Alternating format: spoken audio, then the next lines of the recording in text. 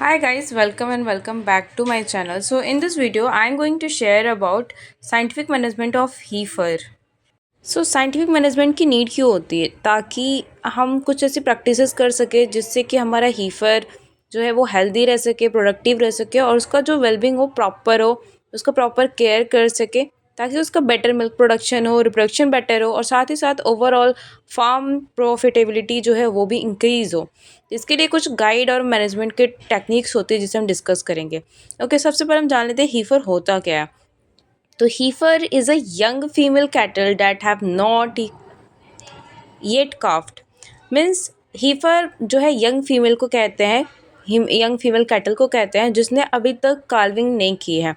तो इसका मैनेजमेंट जो है काफ़ी क्रिटिकल होता है क्योंकि ये ग्रोइंग फेज़ में है, इसको हेल्दी और रिप्रोडक्टिव काउ में कन्वर्ट करना होता है। इसलिए इसकी फीडिंग का प्रॉपर ध्यान रखेंगे, जो न्यूट्रिशन है वो प्रॉपरली हमें देखना होता है कि बैलेंस डाइट उसे अच्छे से मिल रहा है नहीं मिल रहा है, क्योंकि बैलेंस डाइट में उसके प्रोटीन्स, एनर्जी, विटामिन, मिनरल्स और इसके ऑप्टिमल ग्रोथ और डेवलपमेंट के लिए सारी चीज़ें बिल्कुल बैलेंस्ड वे में चाहिए होता है।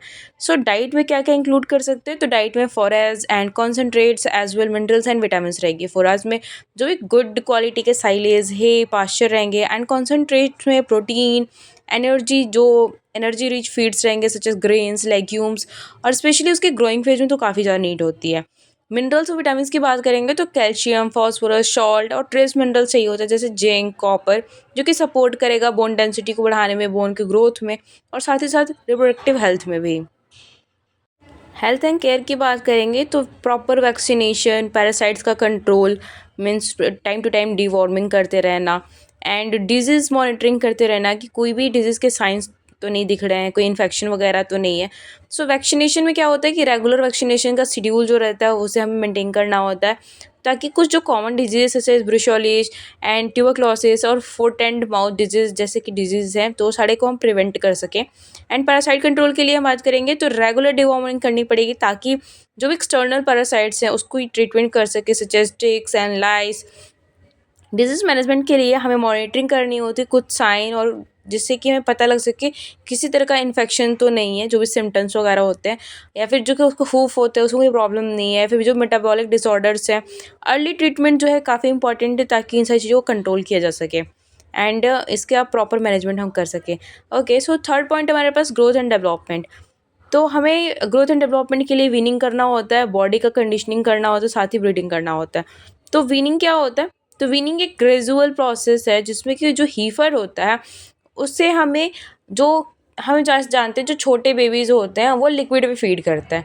तो इस हैबिट को चेंज करके उन्हें सॉलिड फीड जो देने की जो प्रोसेस है, जो हैबिट लगाते हैं, इसे हम वीनिंग कहते हैं। तो इसी में क्या है कि gradually wean heifer from the milk to solid feed at around 2 to 3 month. जब ये हीफर हमारा 2 से 3 मंथ का हो जाता है तो हमें उसे मिल्क की जगह सॉलिड खाने की उसे हमें आदत लगानी होती है धीरे धीरे करके। सो ये जो प्रोसेस है उसे वीनिंग कहते हैं। बॉडी कंडीशन क्या होता है? तो हमें एक proper optimal body condition scores को मेंटेन करना होता है जिससे कि हमारा एम होता है कि हमारा जो हीफर है वो हेल्दी हो, ओवरवेट ना हो, अंडरवेट भी ना हो और हीफर जो है उसकी 60 to 65% वो उसका मैच्योर वेट जो है 13 to 15 मंथ्स की एज में हो जाता है। ब्रीडिंग की बात करेंगे तो heifer should be breed at the 15 to 18 months of the age and depending upon the breed and the growth rate when they reach 60 to 65% of their adult body weight। तो हीफर जो है उसकी हम ब्रीडिंग कब कर सकते हैं? जब वो 15 से 18 मंथ का होगा और ये सारी चीज़ें डिपेंड करती हैं कि कौन सा ब्रीड है, उसकी ग्रोथ रेट क्या है और साथ ही साथ जब उसका 60 to 65% जो बॉडी वेट रहेगा तभी हम इसकी ब्रीडिंग कर सकते हैं।